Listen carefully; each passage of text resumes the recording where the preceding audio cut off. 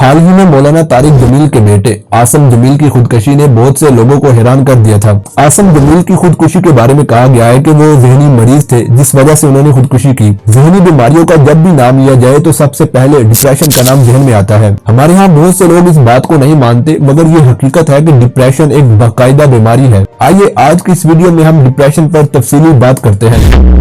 Depression is a complex disease. And now, a major headline for the millions of Americans battling depression. 1 in 10 Americans take antidepressants. A lifetime of depression. Depression is the leading cause of disability in the world.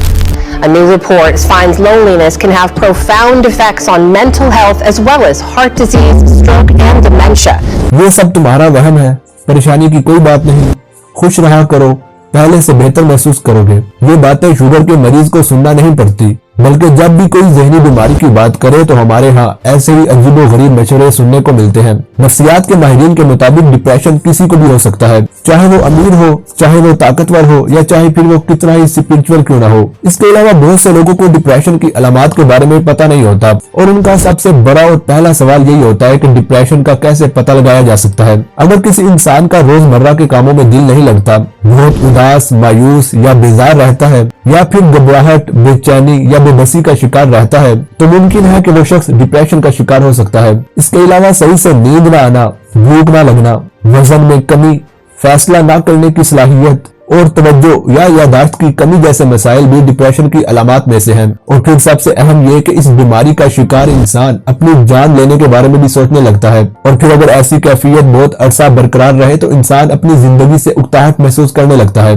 जिसे medical की जुबान में clinical depression कहा जाता है। आप लोगों के जहन में एक सादा सा सवाल होगा कि डिप्रेशन क्यों होता है। इसका सबसे आसान जवाब यह है कि ज्यादातर नफ्सियाती बीमारियों की वजह इंसान की जिंदगी में चलने वाले माहौल और हालात होते हैं। इंसान अपने माली हालात या जिंदगी में होने वाली ऊंच नीच की वजह से जहनी तनाव और दबाव का शिकार हो जाता है, जिसकी वजह से कोई भी शख्स डिप्रेस हो सकता है। WHO की एक रिपोर्ट के मुताबिक आज दुनिया का हर तीसरा शख्स डिप्रेशन का शिकार है, जबकि दुनिया भर में हर साल तकरीबन 8 लाख अफराद जहनी तनाव, जहनी टेंशन की वजह से खुदकुशी करते हैं। इसके अलावा 15 से 29 साल के अफराद में खुदकुशियों में इजाफे की सबसे बड़ी वजह भी ये डिप्रेशन ही है। डिप्रेशन इतना खतरनाक क्यों है? जब मायूसी और उदासी बहुत अरसा रहे और फिर इसी वजह से इंसान के रोजमर्रा के मामलात भी मुतासिर होने लगे, तो जिस्म और मिजाज में तब्दीलियां रोनमा होना शुरू हो जाती है और फिर इंसान अपनी जिंदगी में दिलचस्पी खो देता है। डिप्रेशन से खुद को महफूज रखना भी काफी आसान है। अगर तो आप बहुत ज्यादा डिप्रेस नहीं है तो आप अपनी खुराक को ठीक करके,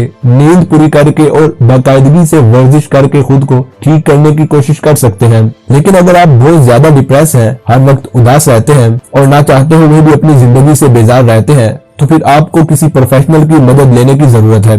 आप किसी भी साइकोलॉजिस्ट या साइकेट्रिस्ट से अपना इलाज करवा सकते हैं।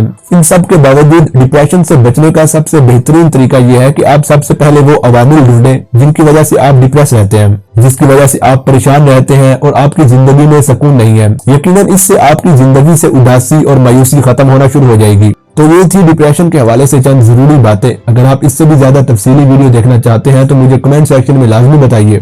मजीद ऐसी वीडियोस देखने के लिए मेरे चैनल को सब्सक्राइब करके साथ लगे घंटी को प्रेस कर दें ताकि आने वाली हर वीडियो का नोटिफिकेशन आपको मिल सके।